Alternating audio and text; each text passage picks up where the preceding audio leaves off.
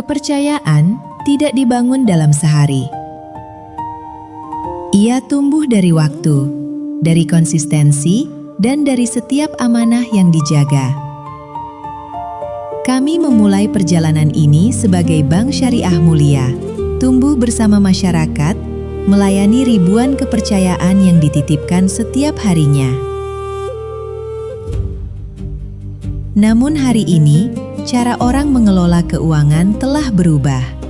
Bukan lagi sekedar aman, tapi harus cepat, mudah diakses, dan terhubung dalam satu sistem yang utuh.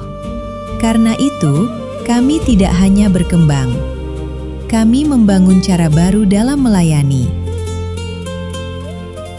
Menghubungkan simpanan dengan pembiayaan hingga peluang investasi dalam satu ekosistem keuangan syariah yang terintegrasi. Didukung teknologi dan diperkuat jaringan yang lebih luas, kami membuka akses ke solusi yang sebelumnya tidak terjangkau. Semua dirancang dalam satu platform yang lebih transparan, lebih terhubung, dan lebih siap untuk masa depan. Dari fondasi yang telah dipercaya, kami melangkah lebih jauh. Bukan sekedar menjadi lebih besar, tapi menjadi lebih relevan, lebih terintegrasi, dan lebih siap membuka peluang. Memperkenalkan Amani Bank, sebuah langkah baru untuk terus bertumbuh.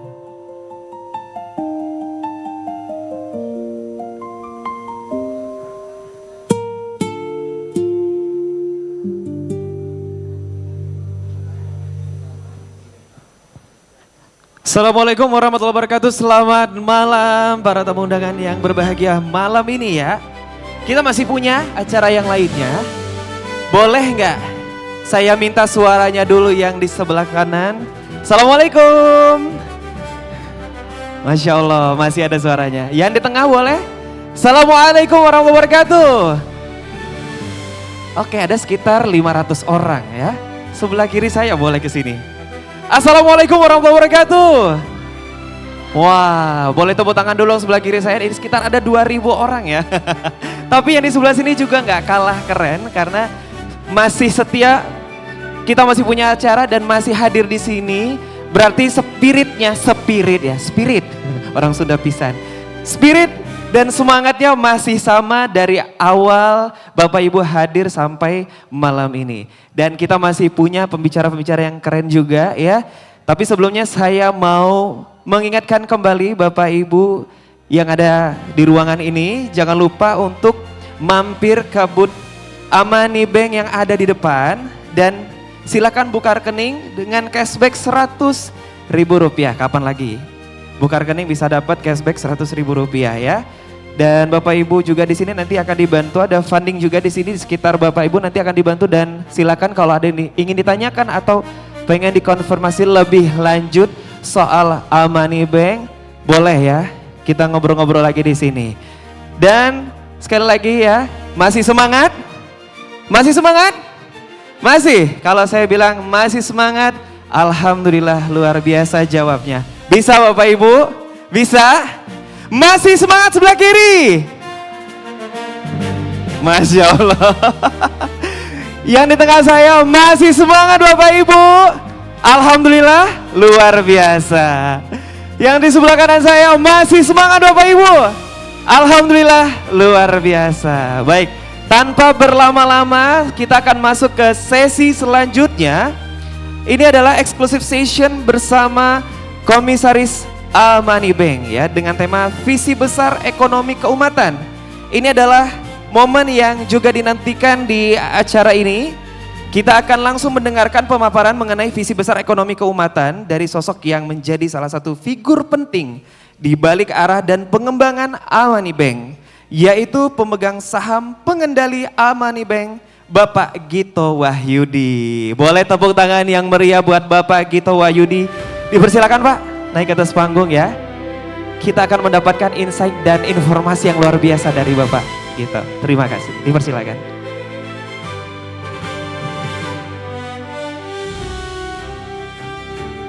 Assalamualaikum warahmatullahi wabarakatuh. Salatu wassalamu ala asrofil anbiya'i wal mursalin Sayyidina Muhammad wa ala alihi wa sahbihi ajmain amabad.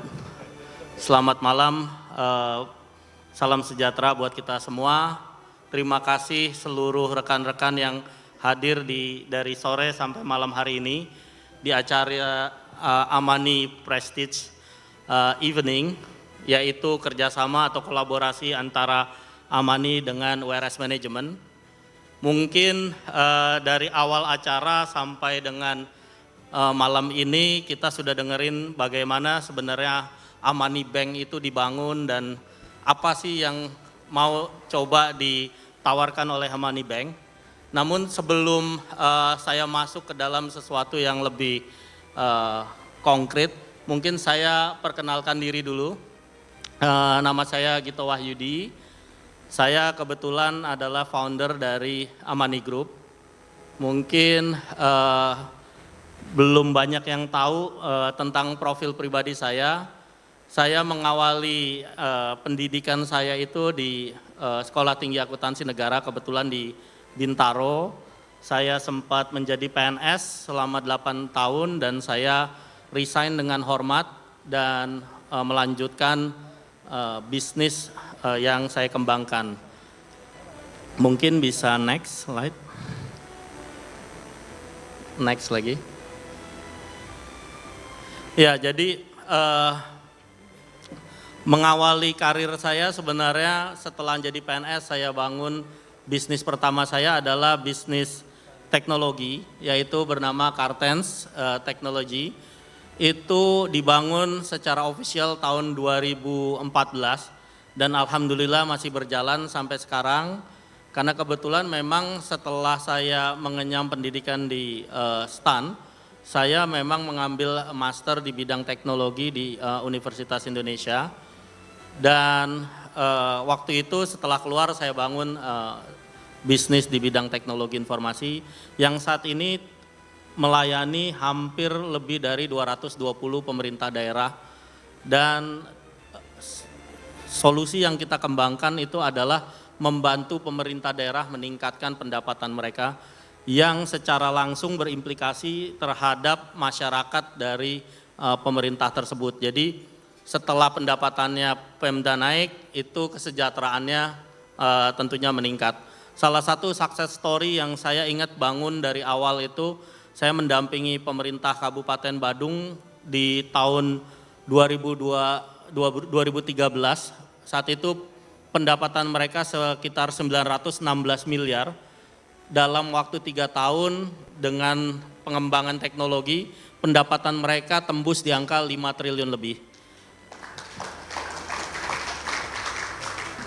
Dan secara agregat dari 220 Pemda yang kita bantu, mungkin kalau dihitung secara nominal sudah berkontribusi lebih dari 200 triliun rupiah dari pengembangan teknologi dan solusi yang kita kembangkan.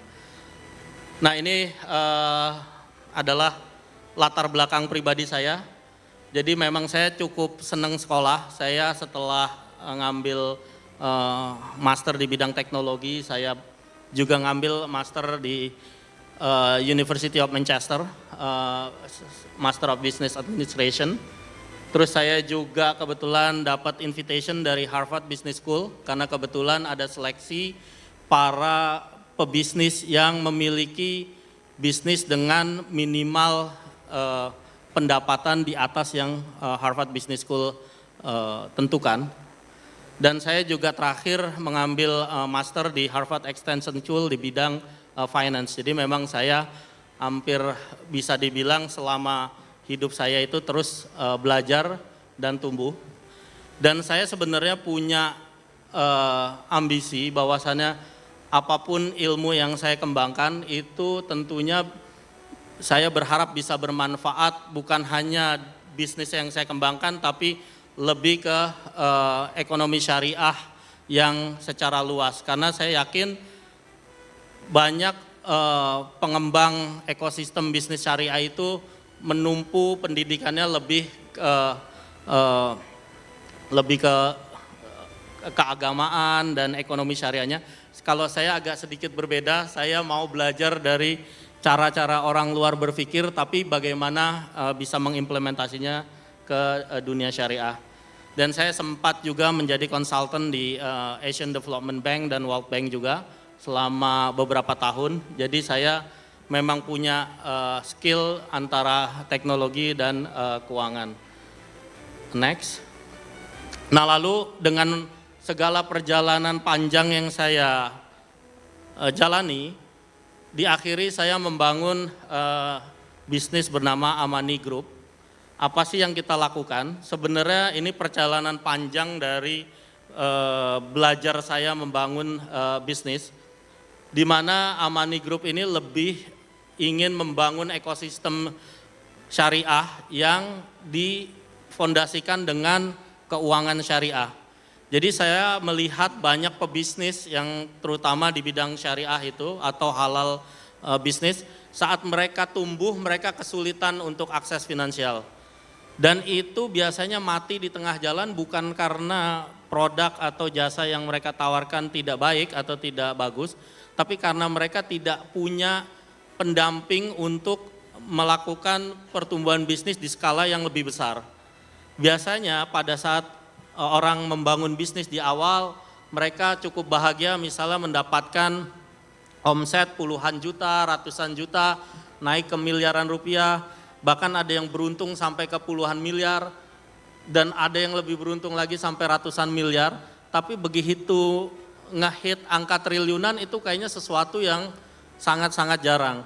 Padahal biasanya perjalanan mereka itu kalau ditemani dengan seseorang atau institusi yang lebih memiliki kapabilitas, itu biasanya bisa terus berkembang. Dan kita tidak melihat angka sebagai capaian ya, tapi angka sebagai dampak. Di mana pada saat bisnis itu tumbuh dengan skala yang sangat besar, biasanya dampaknya juga besar. Apalagi kalau itu digerakkan oleh pebisnis yang memang mendasari bisnisnya ini ingin membangun ekonomi syariah. Dan itu akan berkontribusi benar-benar secara masif kepada umat pada akhirnya. Nah ini adalah desain kami di Amani Group, jadi memang kita agak di sebelah kiri itu saya akan jadikan sebuah cash engine, di mana itu adalah fondasi kita nanti dalam membangun ekosistem. Dan ada Amani Holding yang memang nantinya mengalokasikan modal, baik itu dalam bentuk ekuitas atau bentuk syirkah dan lain-lain, yang nantinya di sebelah kanan itu kita akan bangun ekosistem. Yang saat ini memang kita masih ke 5 sektor atau industri yang kita bangun. Next.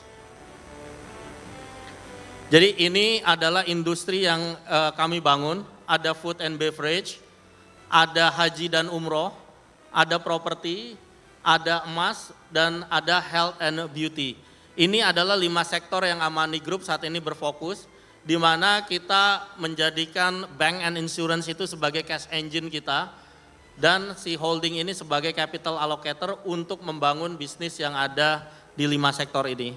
Dan kebetulan memang yang saya mau jadikan case study malam ini hanya segelumit di bidang emas, karena memang saat ini kita lagi agresif terutama berkolaborasi dengan tim URS untuk membangun bisnis emas. Dan alhamdulillah Ustadz Randy saat ini sebagai CEO dari Amani Emas. Next. Saya mungkin tidak mau secara teknis gambarkan. Jadi kenapa kita sekarang lagi agresif membangun bisnis emas? Tentunya saat ini saya selalu bergerak bisnis itu dengan skala makro dulu. Di mana secara makro itu sebenarnya produksi emas di Indonesia 10 tahun terakhir itu turun. Yang 10 tahun lalu itu rata-rata produksi emas itu 160 ton per tahun, saat ini hanya 90 ton per tahun. Jadi secara produksi itu turun, menyebabkan antara supply dan demand-nya itu tidak match. Makanya kalau rekan-rekan perhatikan banyak toko-toko modern yang saat ini bangun, misalnya kayak Pusat Emas, Raja Emas dan lain-lain, mereka itu memang melakukan penyerapan emas dari masyarakat untuk didaur ulang. Jadi kalau lihat di sisi paling kanan itu adalah salah satu sumber untuk mendapatkan emas. Nah yang saat ini kita lihat sebagai Amani Group, kita melihat ada 2 peluang yang saat ini bisa kita ambil. Yang pertama, kita lagi membangun toko buyback modern, artinya sama, kita akan melakukan penyerapan emas dari masyarakat. Jadi bukan toko emas yang di pasar-pasar menjual perhiasan, tapi kita toko emas yang lebih beraktivitas membeli emas dari masyarakat dengan harga yang cukup kompetitif dan tinggi, dan lalu kita jual ke off-taker ataupun kita daur ulang ke ekosistem yang kita bangun. Dan yang kedua, karena kita punya bank sebagai salah satu anak perusahaan di dalam Amani Group, maka kita juga akan mengcapture bisnis bullion atau bullion bank yang nantinya kita akan develop juga. Next. Mungkin lanjut aja, ini terlalu teknis, lanjut. Nah, secara peta yang mau kita bangun itu adalah seperti ini, peta kompetisi. Jadi kalau dilihat, paling kiri itu layanan jual beli atau buyback. Ada tabungan dan cicilan, gadai dan pembiayaan, serta bullion atau bank emas, paling ke kanan. Artinya yang paling kiri itu adalah layanan yang paling sedikit. Ke kanan itu bukan pembeda, tapi berarti dia bertambah. Jadi kalau dia ada di kotak tabungan dan cicil itu berarti dia melayani jual beli dan juga melayani tabungan dan cicilan. Dan di mana posisi Amani Mas, kita ingin benar-benar menjadi bullion bank, di mana kita punya layanan jual beli, tabungan, cicil emas, gadai dan pembiayaan, serta kita melakukan aktivitas menyerap emas dari masyarakat dan menyalurkannya. Dan saat ini kita punya target membangun 100 toko sampai Desember 2027. Dan yang berdasarkan analisis kami itu, pertumbuhan besar itu nantinya akan ada di gadai emas.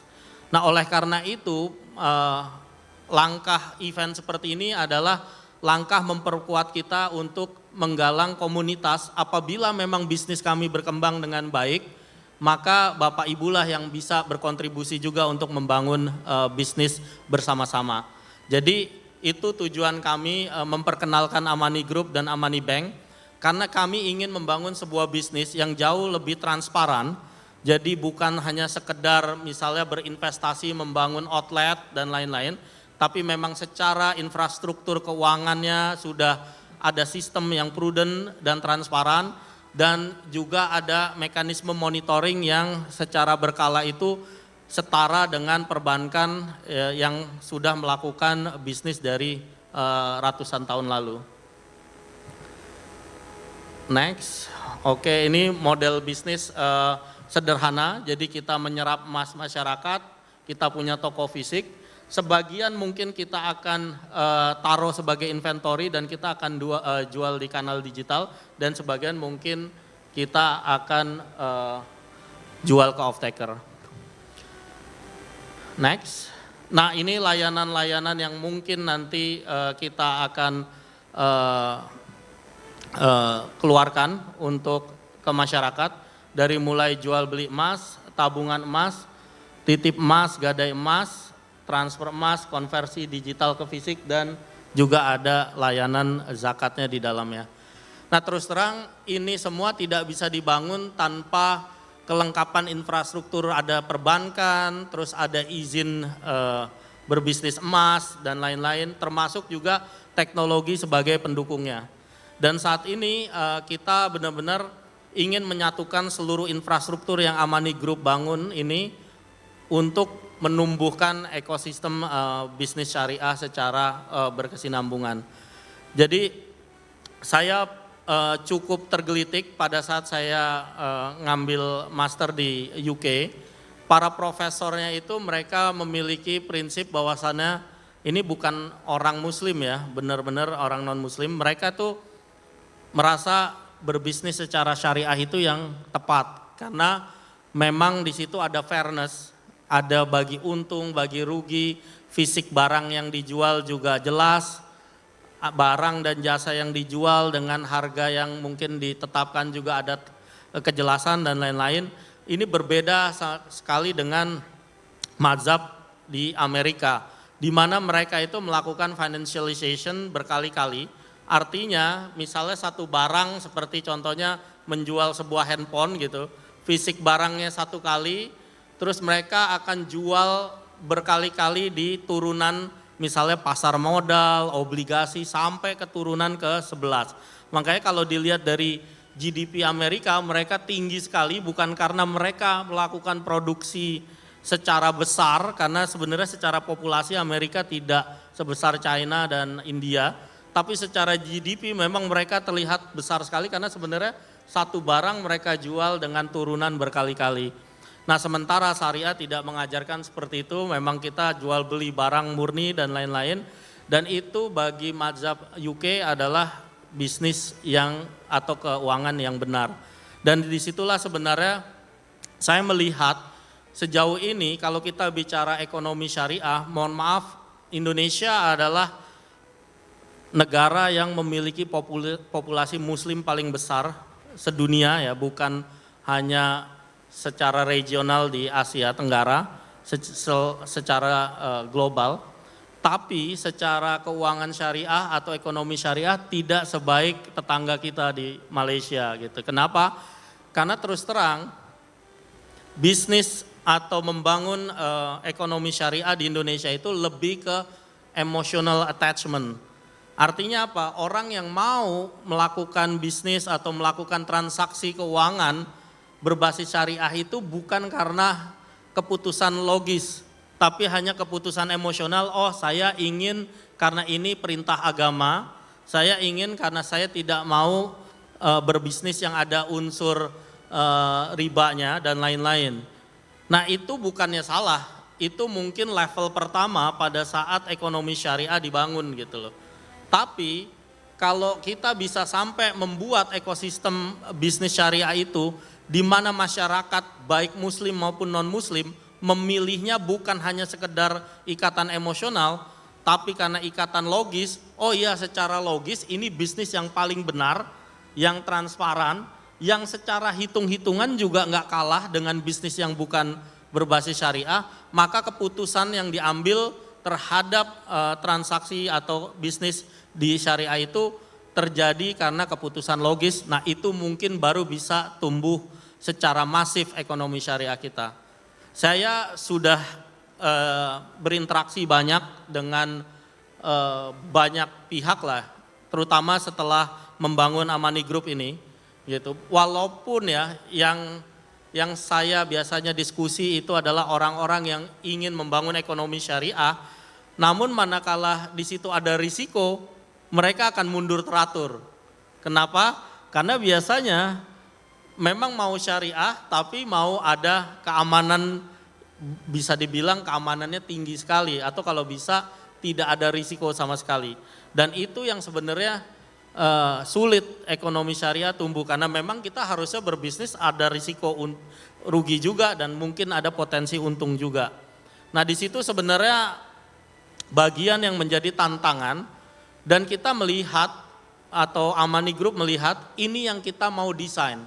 Jadi tentunya bagi para pihak yang mau ikut berkontribusi bisnis atau spesifik membangun ekonomi syariah dengan berkontribusi misalnya dengan posisi sebagai sohibul mal gitu, tapi tidak terlalu berani mencicipi risiko yang tinggi. Nah ini yang sedang kami formulasikan. Tentunya dengan adanya infrastruktur bank tersebutlah yang akan menjadi jembatan untuk mereduksi risiko tersebut bila ada pihak-pihak sohibul mal yang mau membangun atau ikut berkontribusi membangun ekonomi syariah tapi dengan risiko tidak terlalu tinggi. Nah tapi kalau sudah mengerti literasi keuangan yang cukup dalam dan memang tahu bahwasannya bisnis itu biasanya ada risiko rugi, ya itu juga kita fasilitasin. Jadi kita tidak langsung mentreatment seluruh pihak itu, baik yang sudah mengerti keuangan secara dalam atau tidak, itu dengan solusi hanya satu pilihan, tapi kita akan buat solusi beberapa pilihan bagi yang saya mau ikut kontribusi tapi masih ada keamanan, ya makanya biasanya kita tawarkan tadi dengan misalnya deposito double benefit misalnya. Itu depositonya tadi sudah didengar dari teman-teman LPS, OJK itu dijamin, Terus secara bisnis bisa langsung memonitor bisnis yang dibangun Amani ini apa sih. Biasanya kan kalau naruh deposito, oh saya nggak tahu Amani ini berbisnis apa gitu. Yang tahu ternyata kalau biasanya perbankan secara umum, oh saya dapat bagi hasil, nggak tahu bisnis apa dan hitungannya gimana. Nah itu yang mau kita lakukan transparan. Terus tadi kalau yang risikonya lebih tinggi, tadi sempat disebut ada SRIA namanya, Syariah Restricted Investment Account. Sebenarnya itu antara sohibul mal sama si pengusaha itu bisa kita bridging langsung. Uang yang dimiliki oleh sohibul mal itu bisa benar-benar diterima oleh pengusaha untuk melakukan usaha spesifik secara langsung. Tapi di situ risikonya bukan di kami, risikonya ada di sohibul mal. Kenapa? Karena itu ada hubungan langsung yang kita sebagai pihak ketiga itu lebih menjamin transparansi dan monitoring secara berkala yang biasanya sohibul mal tidak memiliki kapasitas ataupun waktu untuk melakukan itu. Jadi opsi kita itu dari kalau memilih kontribusi itu dari yang paling risikonya rendah sampai yang tinggi itu kita akan ada opsi.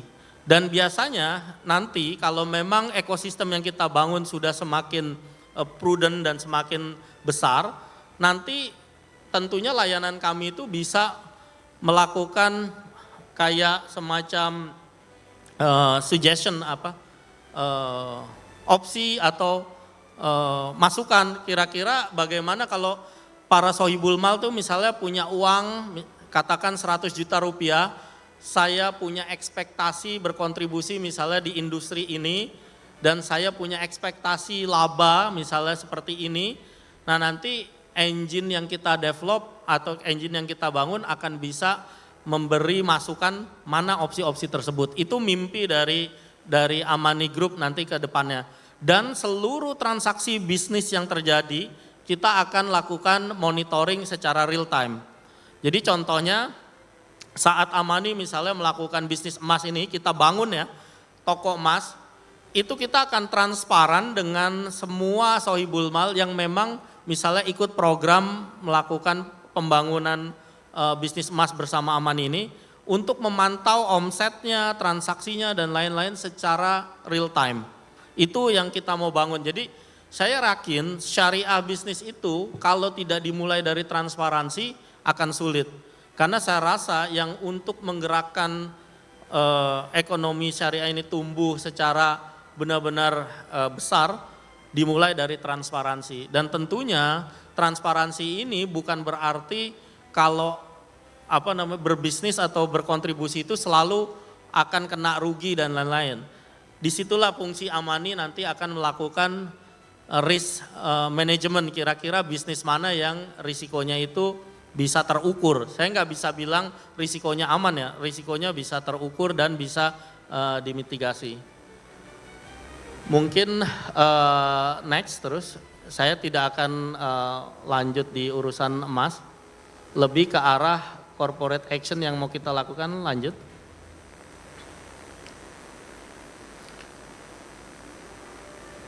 Di bagian corporate action kami. Ya, ini adalah langkah besar yang kami akan lakukan dalam waktu dekat. Jadi kami itu akan melakukan akuisisi salah satu perusahaan TBK dengan kode emiten HAJJ. Insya Allah kalau tidak ada halangan dalam waktu dekat kami akan melakukan transaksi. Tujuannya apa? Tadi saya bilang, dengan Amani nanti menjadi perusahaan terbuka secara transparansi, akuntabilitas dan lain-lain akan lebih banyak pengawasnya. Jadi Bapak Ibu kalau ingin membantu berkontribusi membangun ekonomi syariah dan kebetulan Amani salah satu jembatan untuk melakukan itu, minimal kaminya sendiri sudah diawasi banyak regulator. Bukan hanya OJK di situ, ada pasar modal, ada seluruh pihak termasuk investor asing dan itu yang kita lagi akan lakukan dan nanti seluruh bisnis kita akan kita onboard ke perusahaan TBK ini. Kalau tidak halangan harapan kami 2027 itu kami sudah selesai bertransaksi melakukan akuisisi sehingga seluruh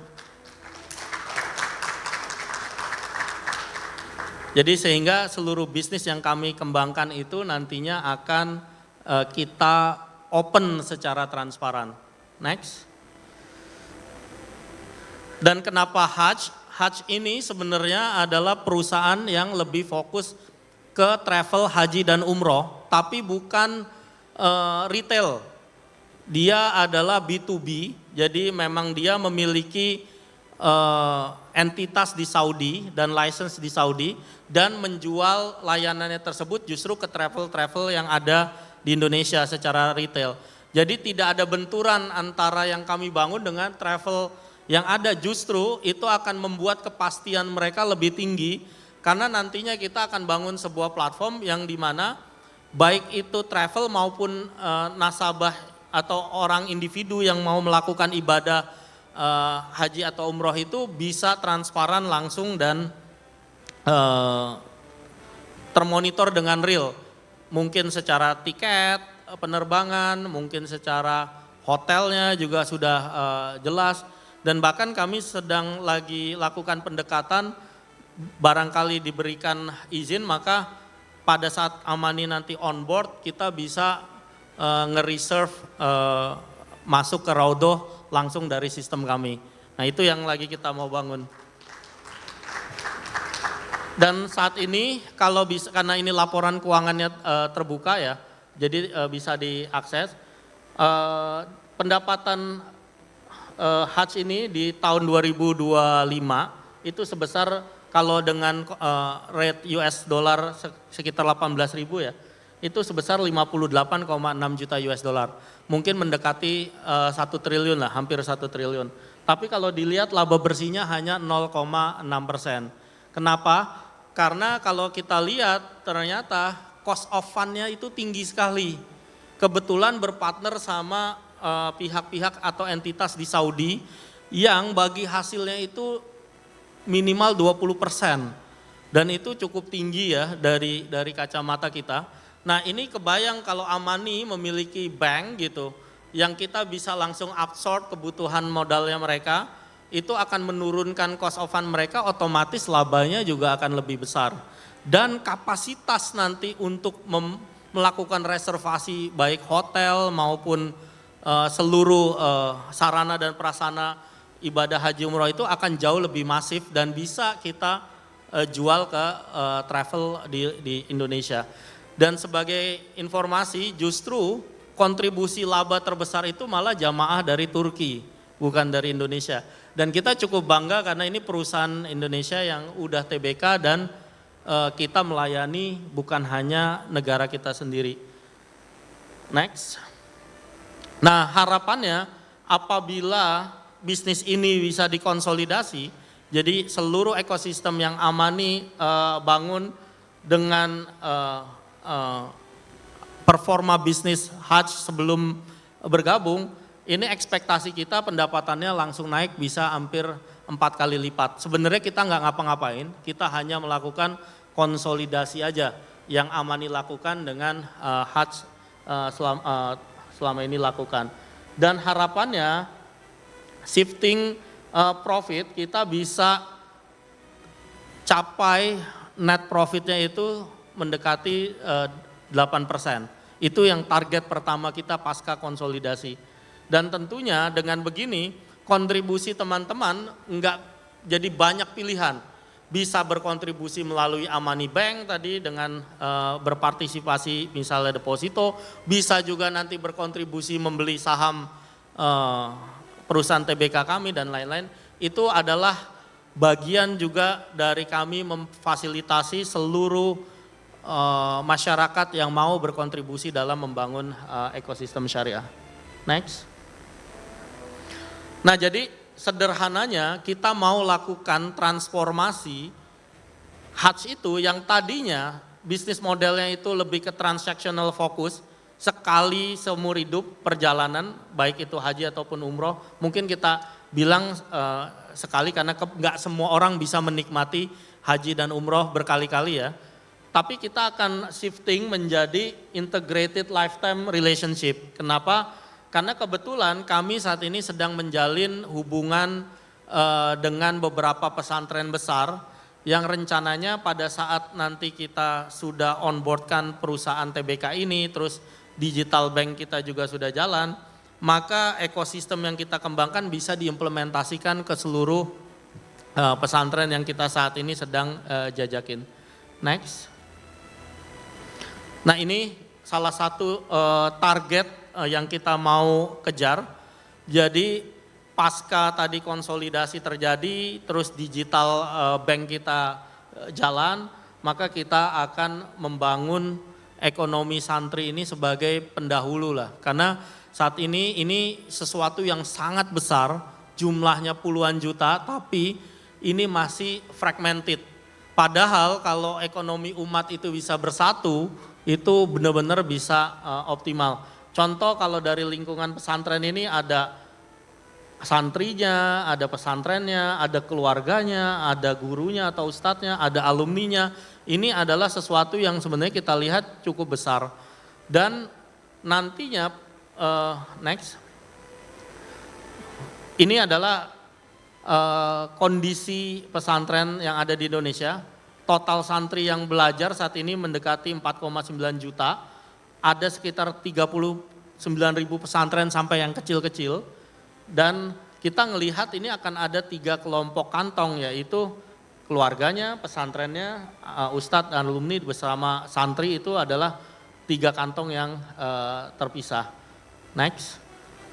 Jadi kita nanti akan bangun sesuatu tadi yang tadinya Hajj itu hanya melayani bisnis transaksional haji dan umroh, ini akan melayani mungkin dari level siswa belajar sampai nanti dia membangun keluarga dan sampai membangun legasinya.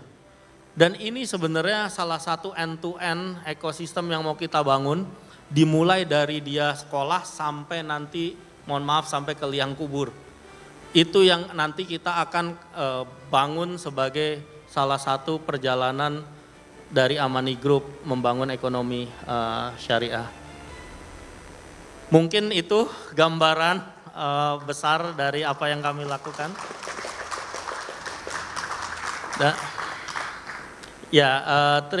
Saya sangat-sangat apresiasi terhadap rekan-rekan yang hadir dari sore sampai malam hari ini.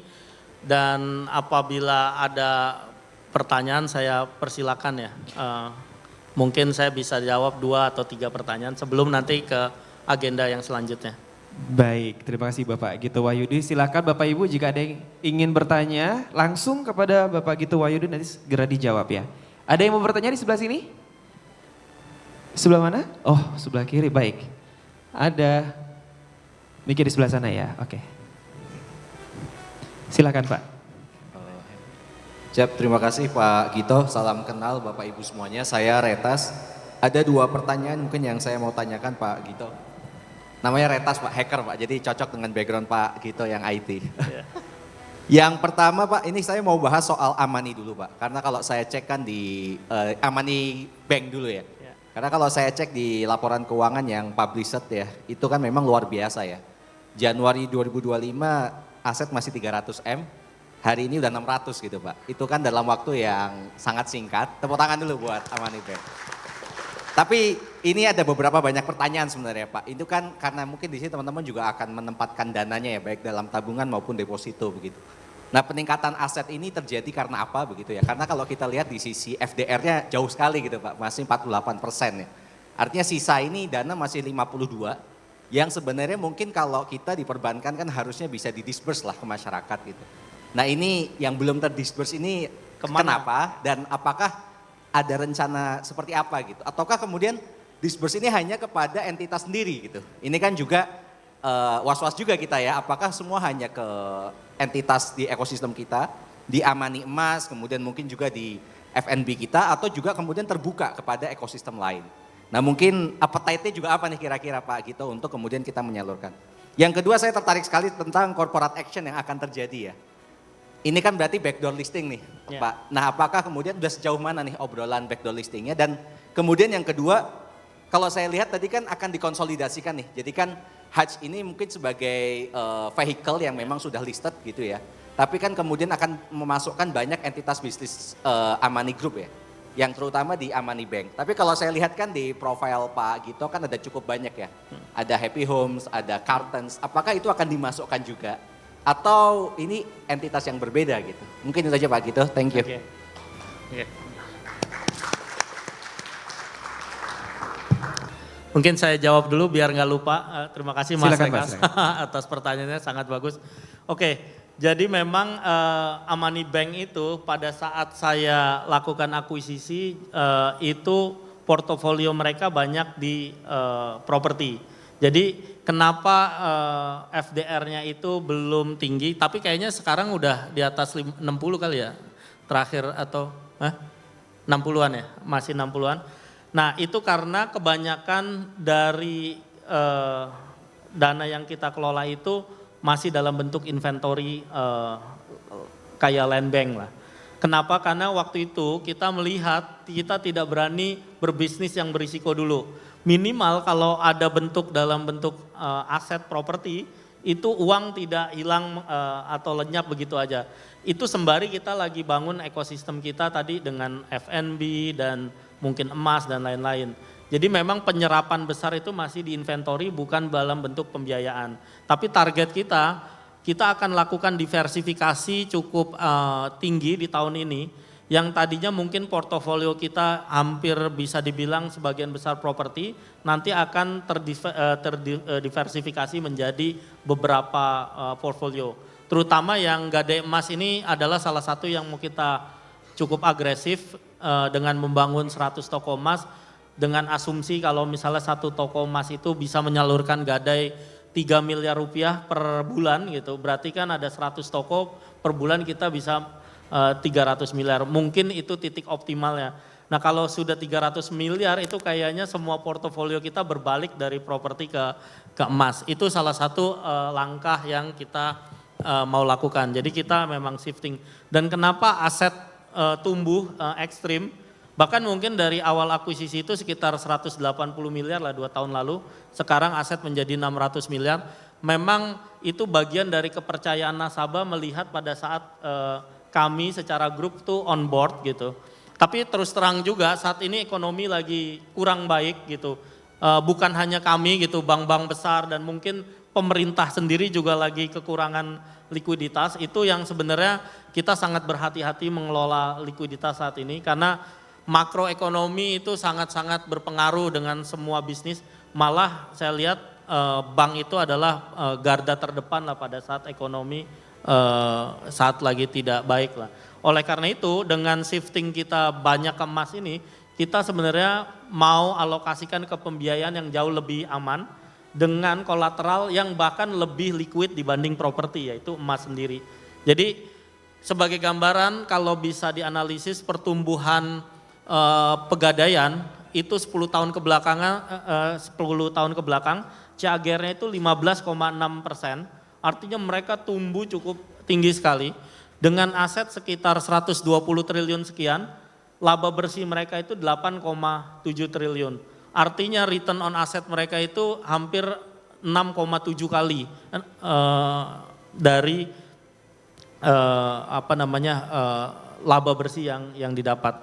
Sementara kalau dibandingkan bank syariah terbesar saat ini, Bank Syariah Indonesia, asetnya mungkin kalau tidak salah mencapai 600 triliunan, laba bersihnya ya 460 triliun, laba bersihnya kalau tidak salah tahun lalu itu sekitar 7, sekian triliun. Artinya return on asetnya itu bahkan masih kalah sama pegadaian. Dan saya lihat pegadaian itu sebenarnya sesuatu yang sangat kecil risikonya karena biasanya dia memberikan gadai itu skalanya untuk ibu-ibu yang mungkin hanya emas 2-3 gram gitu. Dan biasanya ibu-ibu itu tidak melihat rate tapi melihat rupiah. Contohnya misalnya dia gadai emas 2 gram gitu, mungkin nilainya 5 juta dikasih LTV-nya 70%, berarti dapat pinjaman 3,5 juta.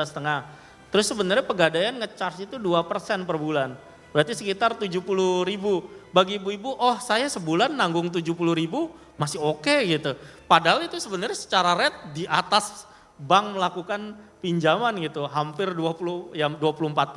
Itu gadai pemerintah ya. Kalau gadai swasta itu saya lihat sampai 3% gitu. Sementara untuk BPRS mendapatkan tadi dana itu tidak murah, tidak seperti bank umum. Kita misalnya jual deposito angka 8% aja kan kadang orang masih ragu-ragu ini aman atau tidak. Nah, dengan membangun portfolio emas, kami harapkan dengan margin yang bahkan Pegadaian lakukan dengan kita mendapatkan dana tuh masih bisa dapat spread yang cukup tinggi. Nah terus masalah corporate action terhadap konsolidasi bisnis ke Hajj, tidak semuanya. Jadi kayak Kartens tadi, enggak semua bisnis saya onboardin. Yang saya onboardin itu hanya ada 4, satu itu bank, kedua itu insurance, ketiga haji dan umroh, keempat itu emas. Dan yang lainnya itu kita tidak onboardkan ke atas. Mungkin itu sih jawaban saya secara singkat. Terima kasih Bapak Gito Wahyudi, semoga bisa menjawab pertanyaannya tadi Pak ya. Satu pertanyaan terakhir boleh ke Bapak ya, silakan Pak. Baik, Assalamualaikum warahmatullahi wabarakatuh. Waalaikumsalam. Pak Gito sebelumnya terima kasih jazakallahu khair atas pemaparannya tadi. Saya dengan Beni dari Bandung, saya juga praktisi ekonomi syariah dan juga ada community masjid. Ini guru saya langsung Ustadz Randy, kami dari Masjid Makan-Makan juga. Ini menarik soal tadi ya, saya pun dari 2007 bergelut di ekonomi syariah sampai saat ini dan jual beli emas juga. Nah yang ingin saya tanyakan memang tadi soal literasi nih. Literasi di masyarakat itu memang rendah sekali ya, artinya ketika tadi berhadapan soal sisi emosional gitu ya dan logika. Nah saya pengen tahu upaya apa yang akan dilakukan oleh Amani, apalagi kan nanti Amani ada di grassroots begitu kan, di masyarakat langsung. Nah upaya apa nih untuk mensosialisasikan tentang ekonomi syariah ini atau juga literasi keuangan syariah ini, karena memang sangat rendah. Kita kan berhadapannya dengan muslim juga yang memang dalam artian masih syariah itu belum begitu percaya. Itu pengen tahu bagaimana upayanya. Nah yang kedua soal emas ini menarik sekali. Tadi mungkin saya juga tertarik untuk bisa berkontribusi ataupun bisa membantu, karena kami pun ada community, salah satunya masjid, itu bisa jadi masukan juga. Masjid ini di titiknya tuh ada 800.000 atau sampai 1 juta. Nah itu sisi hal menarik karena di masjid juga banyak hal yang terintegrasi tuh, baik itu dari pesantrennya, baik mungkin tabungan emas yang bisa mungkin tadi konversi misalkan kita berkurban dan lain sebagainya, yang memang akhirnya emas ini akan jadi satu hal yang memang menarik kalau misalkan dijadikan juga portofolio, salah satunya komunitinya itu di masjid gitu. Itu mungkin Pak Gito, terima kasih. Assalamualaikum warahmatullahi wabarakatuh. Waalaikumsalam warahmatullahi wabarakatuh. Terima kasih pertanyaannya, mungkin saya coba jawab ya. Jadi kira-kira upaya apa sih yang kita lakukan di level grassroots untuk meningkatkan ekonomi syariah atau meningkatkan literasi keuangan syariah lah. Sebenarnya mungkin banyak cara atau banyak pendekatan, tapi kami melihat gimana cara kami bisa sinergi antara yang kami bangun dengan secara paralel bisa meningkatkan literasi keuangan syariah. Oleh karena itu salah satu upside pasca kita nanti melakukan corporate action itu adalah masuk ke pesantren-pesantren Pak. Jadi kami percaya lebih baik mengubah yang generasi mudanya dulu. Karena nanti dia akan mungkin memberi informasi ke orang tuanya, ke keluarganya, dan lain-lain. Jadi harus bagi kami itu lebih baik dikasih informasi atau literasi keuangannya sedini mungkin di saat mereka masih belajar gitu. Dan saya lihat kemarin pesantren-pesantren dengan sangat terbuka kalau kita mau kasih kurikulum tambahan atau pelajaran tambahan lah tentang ekonomi syariah, karena kebanyakan mereka masih kurikulumnya lebih benar-benar full kayak fikih, akidah, akhlak dan lain-lain. Kita bisa sisipkan dari sejak dini mungkin ini loh ekonomi syariah, karena nanti dengan dia sudah terbentuk mindset biasanya dia bisa menularkan. Nah itu tentunya masuk ke pesantren kita bawa apa gitu, karena kalau kita cuman bawa badan saya nggak yakin, karena kita tahu di Indonesia ini komunitas itu masih fragmented. Mungkin pesantren A dengan pesantren B punya cara berpikir yang berbeda dan kita tidak bisa menyatukan kecuali dengan muamalah. Karena kalau kita berdebat antara fikih dan lain-lain itu mungkin punya pandangan beda-beda. Tapi kalau kita mau bangun ekonomi, saya rasa itu kepentingannya kepentingan yang kayak common buat ke seluruhnya. Nah oleh karena itu sebenarnya kita mau minimal bawa financial services yang paling foundation aja. Contoh misalnya saat nanti kami rilis digital bank kami gitu, itu mereka pakai produknya ke sehari-harian gitu. Nah kami juga menawarkan ada insentif balik ke mereka. Jadi kita mau track berapa spendingnya pesantren ini termasuk murid-muridnya di bawah. Dan kalau ini berkontribusi terhadap ekonomi syariah, kita bisa berikan balik langsung reward dengan perhitungan yang transparan. Nah itu mungkin bagian yang bisa jadi entry point kita ke mereka. Setelah itu mereka akan menyebarkan informasi atau literasi ini ke keluarga dan sekitarnya.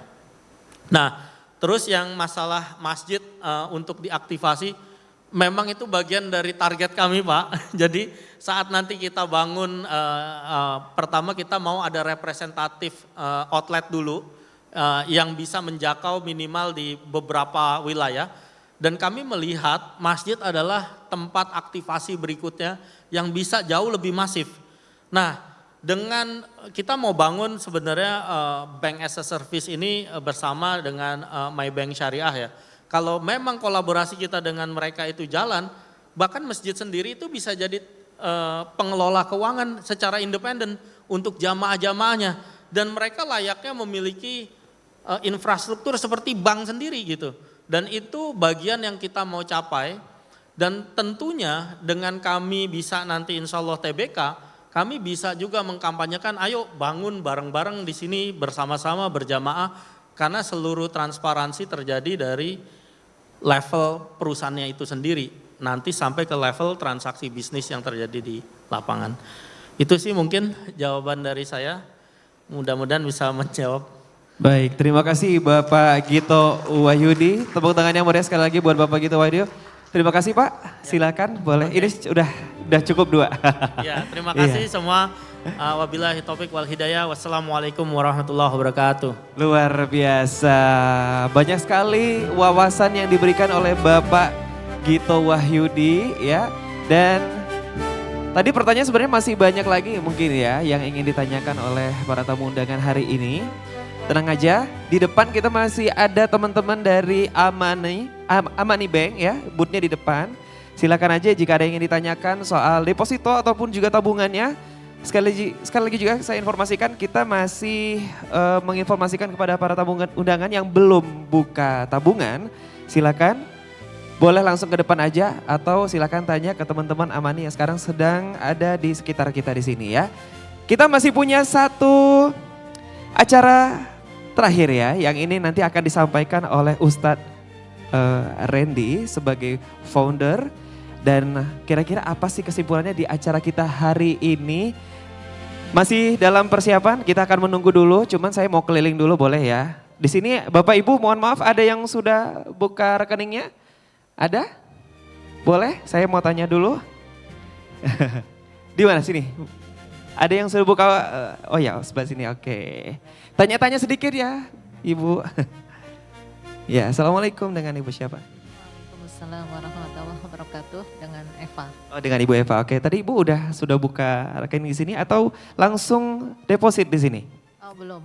Belum, oke. Ada yang mungkin, tapi sudah buka tabungan di sini? Oke. Apa nih yang kepikiran akhirnya buka tabungan di sini?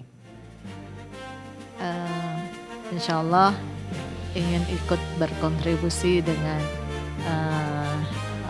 Amani Bank. Oke, Masya Allah. Boleh tepuk tangan dulu dong buat Ibu Eva, luar biasa ya. Tapi kedepannya nanti akan ada rencana untuk investasi juga di sini Bu? Insya Allah. Insya Allah, oke siap. Kalau gitu kita masuk ke sesi terakhir kita di sini. Kita akan ngobrol lebih banyak lagi dengan Ustadz Randy yang akan memberikan paparannya, kesimpulan di acara kita hari ini. Dipersilakan Ustadz Randy untuk naik ke atas panggung. Beri tepuk tangan yang meriah untuk Ustadz Randy.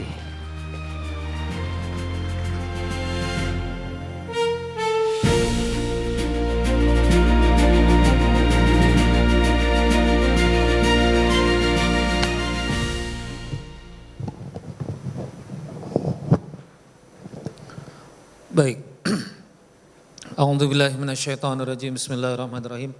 Assalamualaikum warahmatullahi wabarakatuh. Alhamdulillah Rabbil Alamin. Allahumma salli ala Sayyidina Muhammad wa ala ali Sayyidina Muhammad. Qala rabbi syrah li sadri wa yassir li amri wa hlul 'uqdatam min lisani yafqahu qawli. Rabbi anzilni munzalan mubarakan wa anta khairul munzilin. Bapak Ibu sekalian, di penghujung acara ini saya izin menutup, mungkin memberikan konklusi sekaligus juga tadi belum bisa menyambut panjang dari kawan-kawan ekosistem Sohibul Mal Community. Teman-teman Matador minta 20 menit aja. Timer 20 minutes. Baik. Bapak Ibu sekalian, acara ini adalah acara kolaborasi dua entitas sebetulnya. Yang pertama adalah entitas WRS Management yang membawa kawan-kawan mitra Sohibul Mal Community. Ya.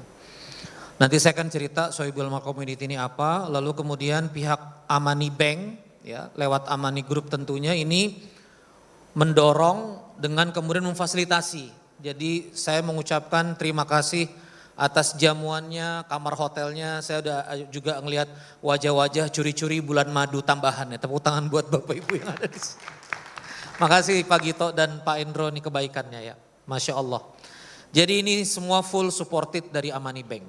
Nah saya pengen cerita dulu agar kemudian ini juga jadi sesi ta'aruf dengan teman-teman Amani Bank. Dan juga hal ini juga saya sampaikan broadcast. Jadi izin Pak Gito, Pak Endro, teman-teman SMC yang hadir di sini terbatas dari segi jumlah akun mitra.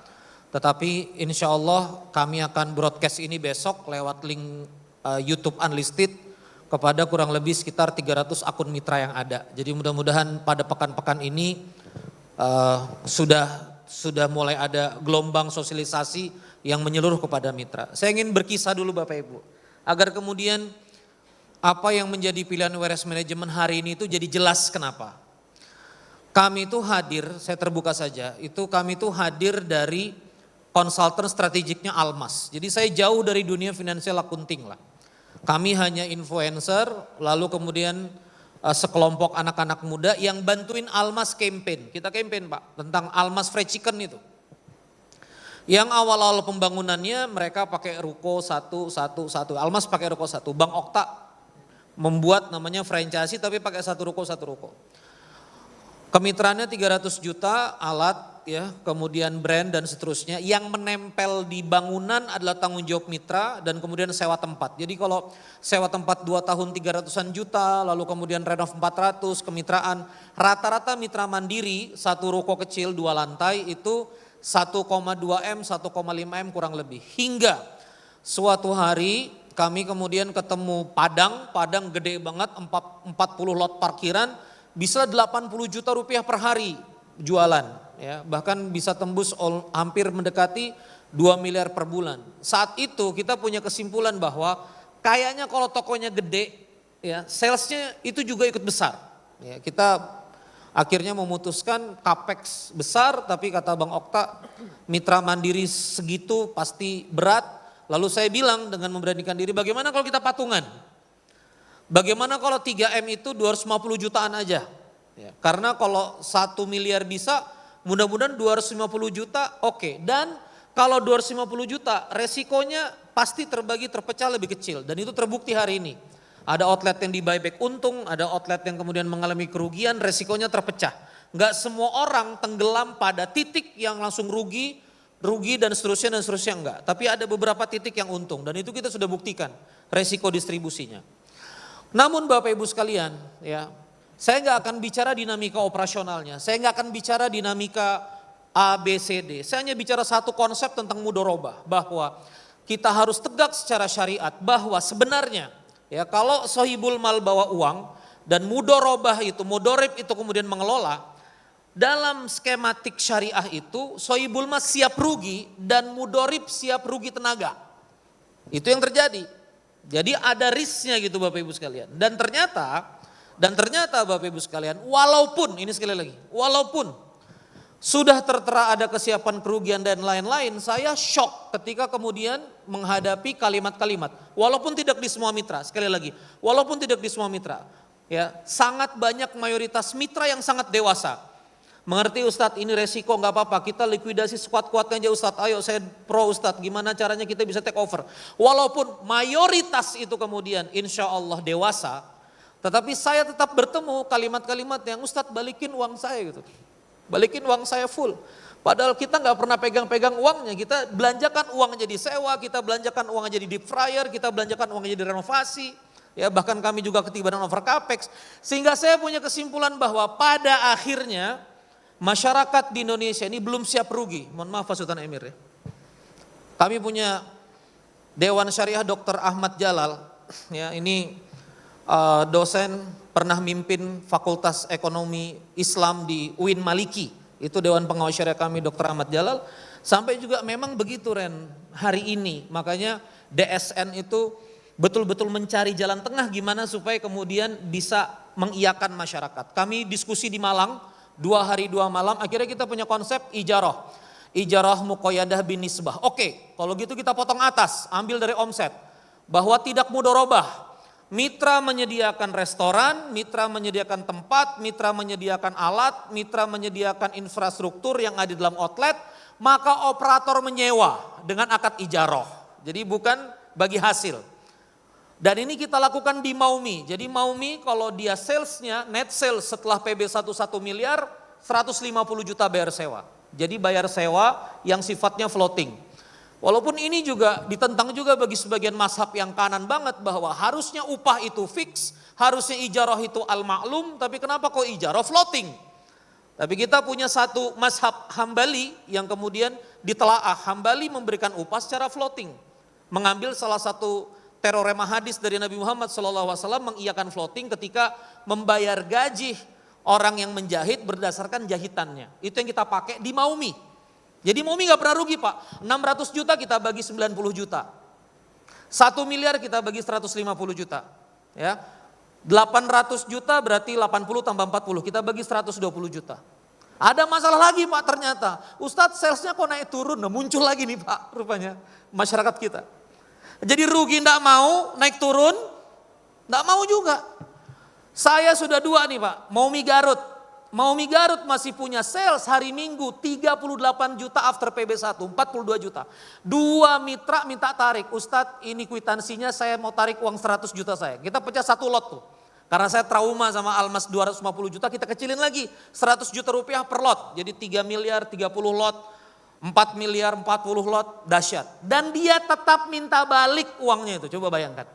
Saya bilang Pak uang Bapak berubah jadi sewa kalau mau jual ke teman-teman yang ada di satu CV. Dia jual terjadi penjualan antar CV, udah kayak bursa Pak yang terjadi. Ini ada lagi satu nih, mau jual lagi. Maka saya bilang, la haula wala quwata illa billah, belum sanggup Pak, mohon maaf. Kalau satu-satu ada memang dia punya uang dan syirkah, memang ada investor begitu, tapi kita ketemu di retail, saya merasakan bahwa walaupun ada yang siap 1, 2 dan seterusnya, bagi saya cukup berbahaya. Jadi saya udah Almas mudorobah begitu, kita coba Maumi begitu. Akhirnya saya minta sama Allah, kenapa? Kenapa saya minta sama Allah gak menyerah?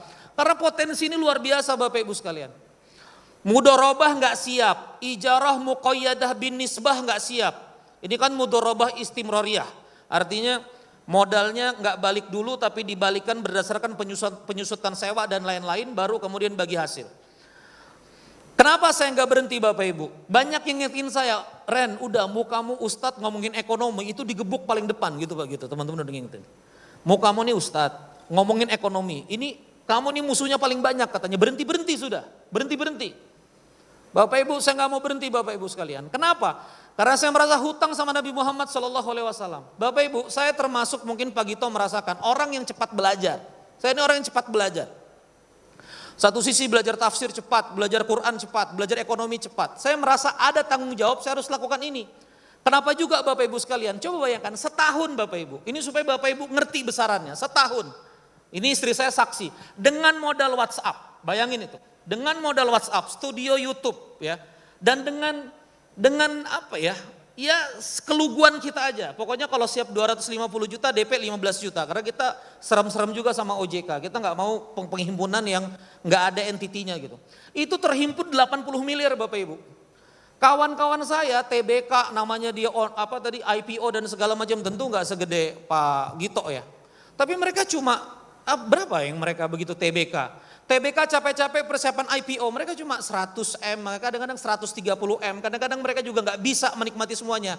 Alhamdulillah, Sohibul Community, orang-orang soleh, orang-orang baik, yang akadnya siap resiko, dengan narasi boykot Israel, dengan narasi ini menyelamatkan Palestina, infak dan segala macam. Umat Islam ini bergerak Pak, tanpa iklan dan lain-lain, cuma nggak pakai iklan, adspad dan lain-lain. 80 miliar, amazing Pak. Tepuk tangan buat Sohibul Mal Community.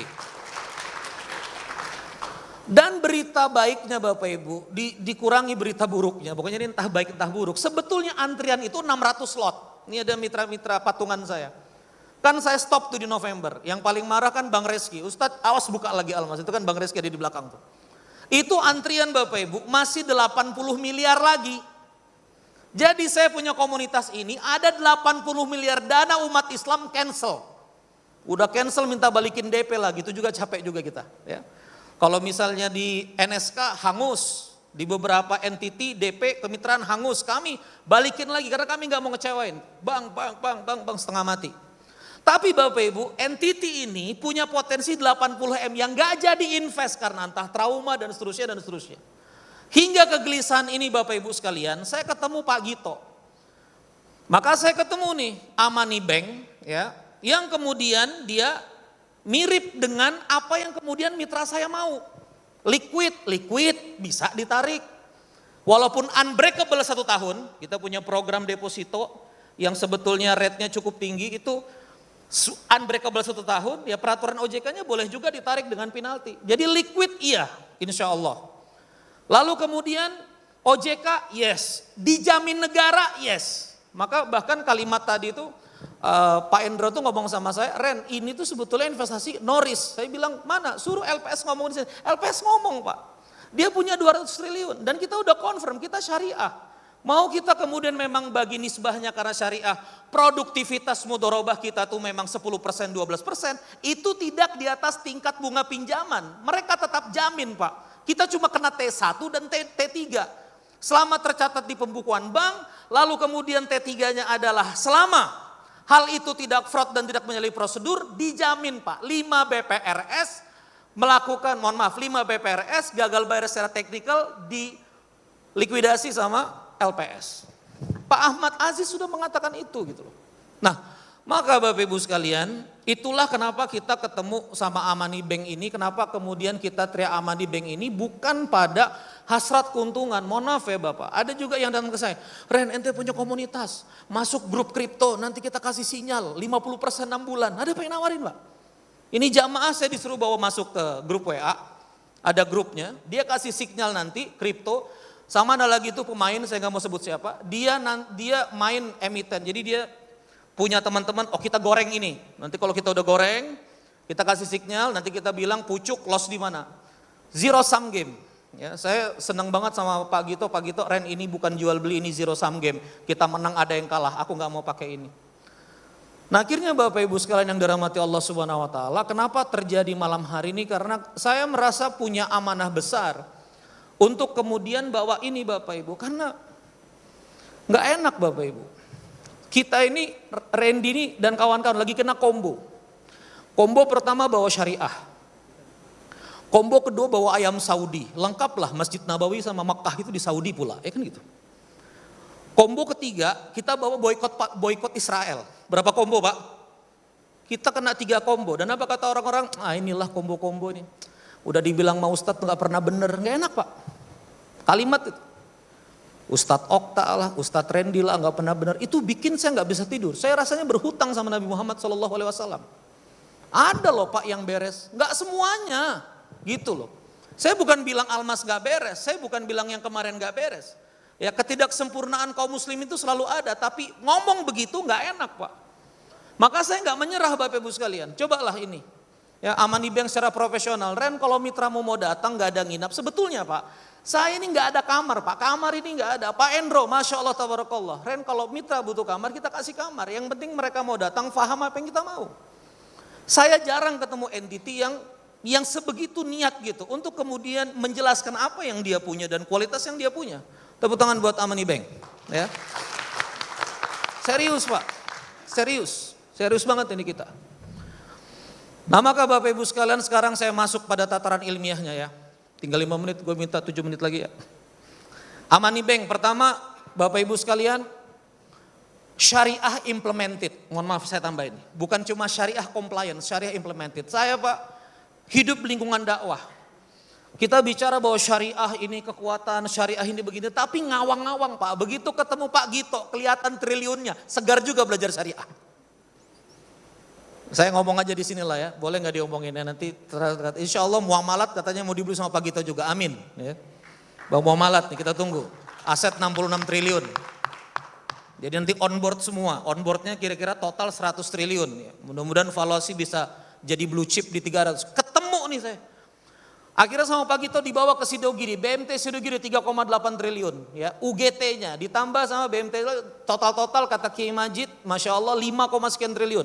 Dibawa lagi sama Pak Gito saya ke Inkopsa, Indo Koperasi Syariah. Ya 385 koperasi syariah, over liquid. Ini umat nih Pak, over liquid, uangnya nggak bisa dikeran, uangnya banyak. Termasuk yang tadi tuh 80 miliar nggak jadi input, 80 miliar nggak jadi.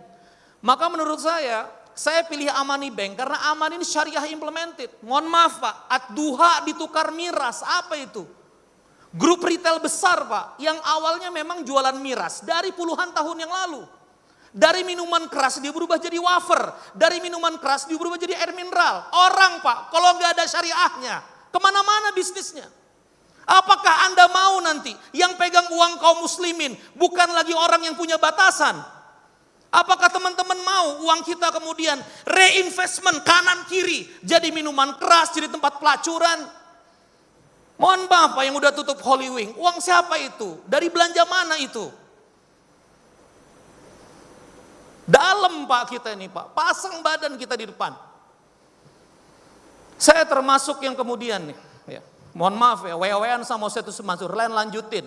Gua begini-begini, iya Ustaz, aneh akan lanjutin dengan yang benar. Kita akan belajar dari yang masa lalu. Kalau harus pakai OJK, kalau harus pakai LPS.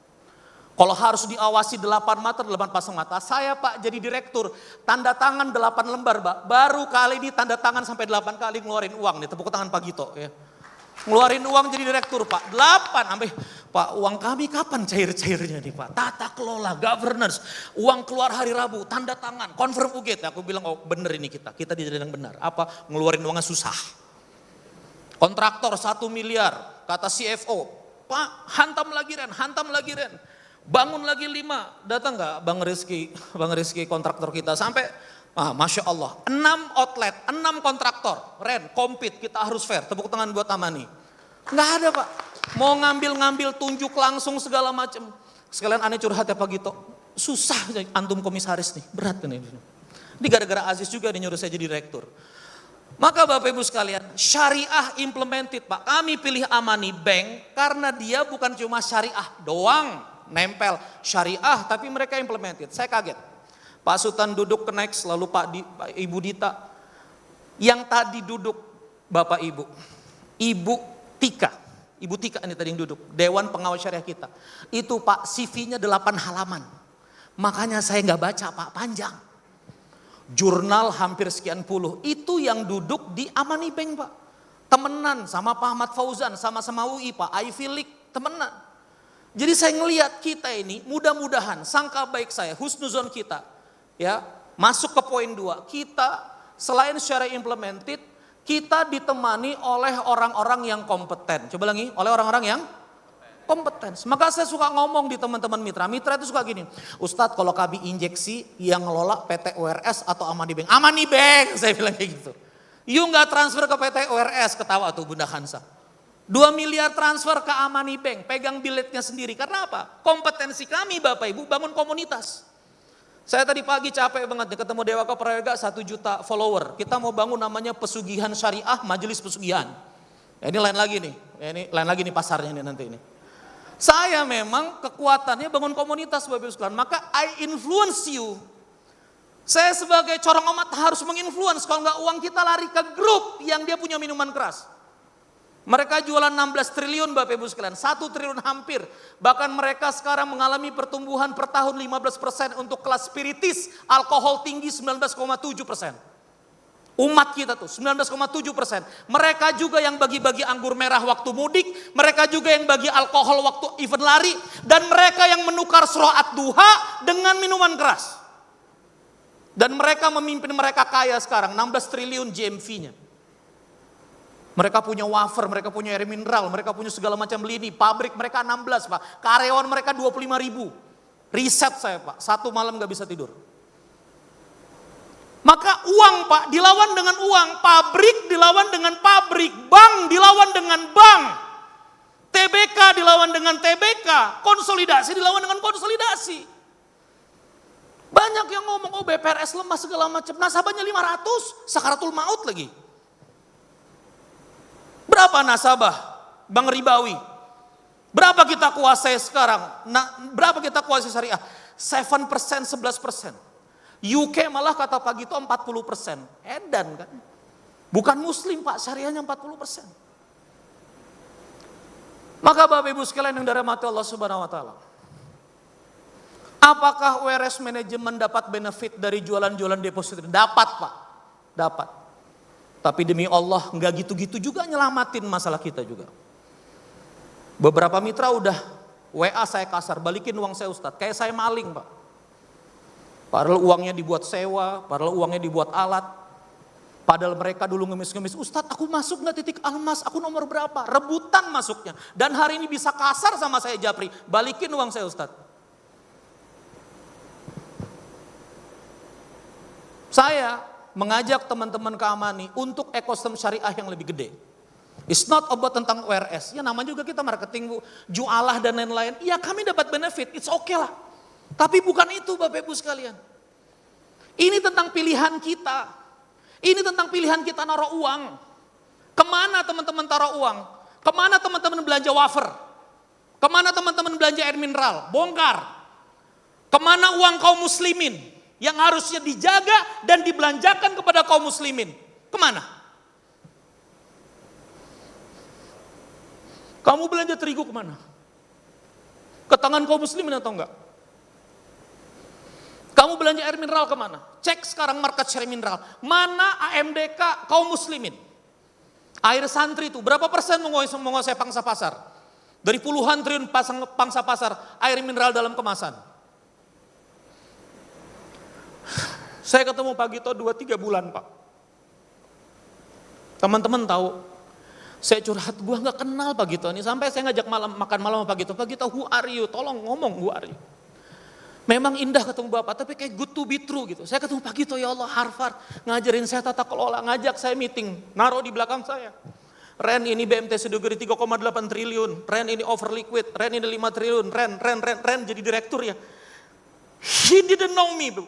He didn't know me at all. Saya cuma tanya, Pak kenapa milih Bapak? Kamu orang baik.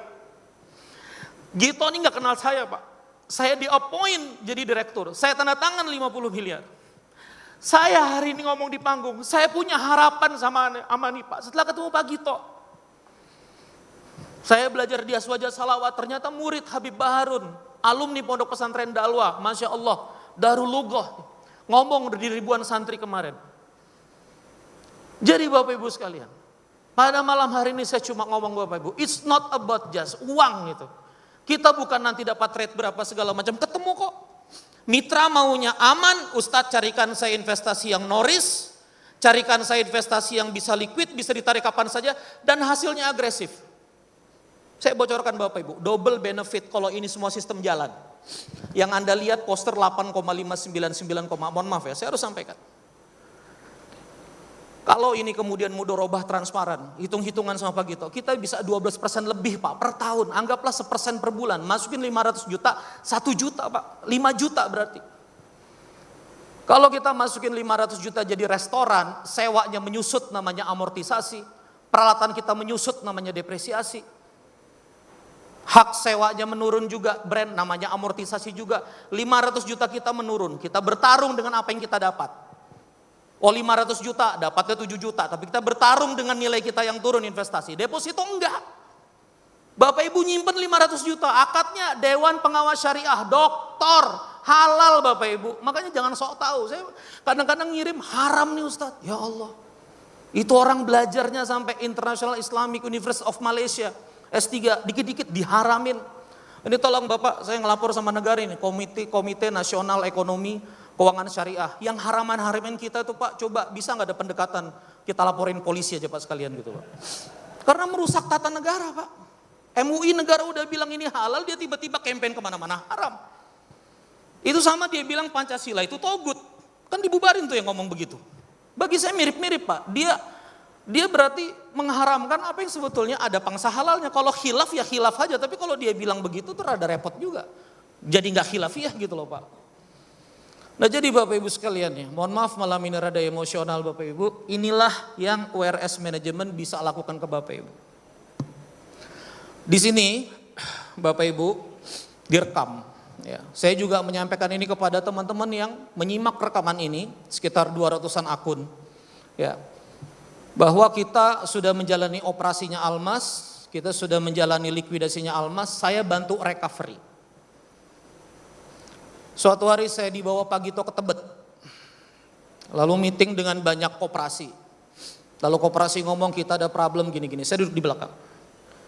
Pak Gito kasih satu kalimat yang menggema di telinga saya, di hati saya terus menerus. Kata Pak Gito begini, oke Pak, kerugian jangan diratapi. Coba lagi Bapak Ibu, kerugian di recovery. Coba lagi, kerugian di recovery. 2 miliar Bapak Ibu, masukkan deposito syariah, itu 1 tahun, lot Almas kita balik, benar. Dan Pak Gito ini udah pasang dia HJJ dan segala macam. Berat bagi seorang Pak Gito, menurut saya, untuk macam-macam. Berat bagi orang profesional kayak Pak Endro, untuk macam-macam. Ada Ibu Dita, Masya Allah, Direktur Kepatuhan yang suka WA. Ustadz gak boleh ya, Ustadz gak boleh ya, Ibu Dita. Ustadz begini gak boleh ya, ada Direktur Kepatuhan. Dan saya merasa bertemu ekosistem yang menjaga ini semua. Tapi ya begitu, gak bisa kalimat harvesting 40% dalam 6 bulan, 50% dalam 6 bulan, itu high risk ya. Ya kalau misalnya harganya segitu, kalau nanti kita likuidasi harganya turun, kalau margin dan lain-lain repot. Ya. Maka Bapak Ibu sekalian, itu yang saya bisa simpulkan. Semoga ini bisa jadi pilihan Bapak Ibu untuk kemudian mendistribusikan investasi Bapak Ibu ya. Saya bukan orang yang saling on the stage yang kemudian ayo siapa.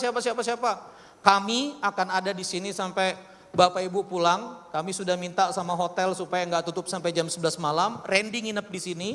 Besok Bapak Ibu kalau mau breakfast tanya dan segala macam silahkan. Apa yang kemudian mengganjal di hati Bapak Ibu. Tapi semua ganjalan sudah kita bahas di sini. Masalah OJK, masalah LPS, masalah siapa di belakang, masalah siapa orang-orangnya, siapa direkturnya, sudah kita bahas di sini. Maka terakhir Bapak Ibu sekalian, silakan ditampilkan. Saya menyampaikan saja dari Amani Bank. Saya nggak bisa jagoan abrakadabra dan seterusnya. Bagi Bapak Ibu, boleh dibuka posternya? Ini hadiah dari Pak Endro ya, Masya Allah tabarakallah. Jadi Pak Endro memberikan dorongan bagi Sohibul Mal Community. Bagi Bapak Ibu yang kemudian komit untuk injeksi deposito per 500 juta. Boleh Pak dari 10 juta, 20 juta boleh. Tapi ini berita baiknya. Kalau Bapak Ibu merasa oke mau masuk 500 juta. Pada tanggal 18, 19, 20, 21 Bapak Ibu silakan komit. Yang malam ini kemudian injeksi 10% ke rekeningnya Amani Bank. Kemudian dari Amani Bank menghadiahi 5 gram emas langsung, tepuk tangan. Lumayan. Saya langsung mengkali-kalikan tuh ya, lumayan ya. Tadi istrinya Direktur Keuangan udah lihat-lihat itu, katanya kayaknya mau masuk tuh ya. Jadi Bapak Ibu sekalian, inilah yang dapat kami sampaikan ya. Saya tahu beberapa Bapak Ibu kemarin nahan dan juga teman-teman yang ada menyaksikan tayangan YouTube ini, teman-teman menahan untuk masukin 250 bahkan masukin 500 jutanya lagi. Kalau misalnya teman-teman ingin punya instrumen yang aman, mana Ustadz yang aman? No risk. No risk at all. Bahkan low risk ya udah. Masuk di sini, simpanannya terjaga, biliat pegang sendiri, nggak ke PT URS, tapi PT URS komitmen. Ini yang berbeda ya. Ada kawan saya Haji Juhri udah masuk 700 juta ke Amani Bank. Kita buatkan grup tanpa Amani Bank, Haji Juhri dengan kami. Jadi kami konsolidasi kontra, maksudnya apa yang kemudian diinjeksi di Amani Bank kita cek. Jadi kalau Bapak Ibu injeksi ke Amani Bank, kami akan menemani. Ya, jadi kalau misalnya naudzubillah itu naudzubillah. Ada satu orang ngomong begini, Ustadz nanti kalau sulit ditarik Ustadz lari enggak? Enggak, masuk sini. Grup WA, nanti kita yang akan bantu komunikasi. Tapi sekarang Bapak Ibu langsung ke Amani Bank. Ya, insya Allah yang begitu-begitu nggak ada karena unbreakable 1 tahun, mudah-mudahan lancar. Allahumma sholli ala sayyidina Muhammad, semoga Allah lindungi Pak Gito dan kawan-kawan, amin. Ya, semoga kemudian Amani Bank ini dengan cita-citanya bisa jalan terus. Ada satu bank yang harus kita selamatkan, bank umum, wajah dari bank syariah pertama di Indonesia, bank muamalat. Ya, mudah-mudahan kita juga bisa ambil ini akuisisi pelan-pelan. Beberapa BPRS yang sakit-sakit juga lagi diselamatkan sama Pak Gito untuk menjaga nama baik syariah, untuk menjaga nama baik Islam, untuk menjaga nama Nabi Muhammad SAW. Ya. Dan kemudian mudah-mudahan juga ya secara perlahan ekosistem ini akan kita kembangkan. Tadi sahabat saya, masya Allah ini memang orang mitra pinter kami Pak, Bang Retas ini kawan saya juga ya, PPS DMS Nurul Fikri ini memang jebolan orang pinter nih Pak, makanya hati-hati ngundang dia Pak ya. Nah ini insya Allah nanti bersama kawan-kawan semua kita kolaborasi, semoga banyak nanti yang kita bisa lakukan. Demikian paparan dari saya Bapak Ibu sekalian, terima kasih sudah berkenan hadir jauh-jauh teman-teman sekalian, tepuk tangan buat teman-teman sekalian ya. Silakan dinikmati kamarnya seperti amanah honeymoon ya. Honeymoon ya menjadi wadah untuk kemudian bisa engagement kembali besok. Semoga kalau perlu check outnya tunggu diusir hotel aja Pak ya. Pokoknya kita tidurin terus sampai diusir dari hotelnya ya. Demikian, semoga ini juga teman-teman Amani nggak nyesel ngundang kita. Ini cukup mendadak, banyak teman-teman Sohibul Mal Community belum siap. Mudah-mudahan nanti ada kegiatan lagi bisa kumpul lebih banyak. Wabillahi taufiq wal hidayah. Wassalamualaikum warahmatullahi wabarakatuh.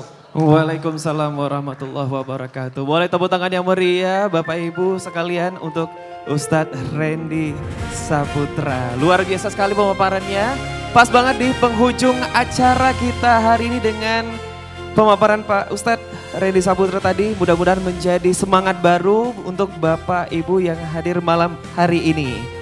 Terima kasih sekali lagi buat Bapak Ibu yang sudah standby dari siang, sore, sampai malam ini.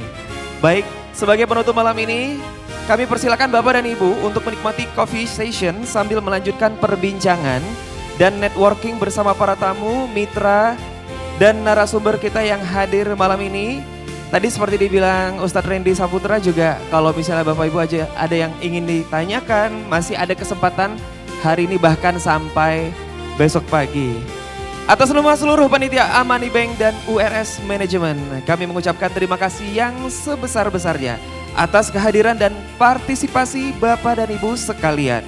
Semoga malam ini menjadi sebuah keberkahan dan silaturahmi kita yang akan terus maju dan berkepanjangan, dan kolaborasinya bukan berhenti di sini saja. Selamat menikmati coffee session, selamat malam. Saya Irsya pamit undur diri. Sampai bertemu lagi di acara-acara berikutnya. Assalamualaikum warahmatullahi wabarakatuh.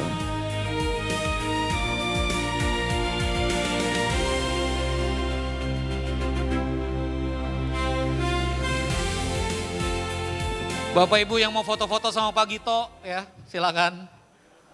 Sebentar lagi siapa tahu IPO 300 triliun kan. Susah kita foto-foto.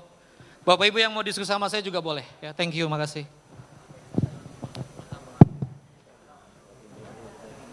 Udah clear.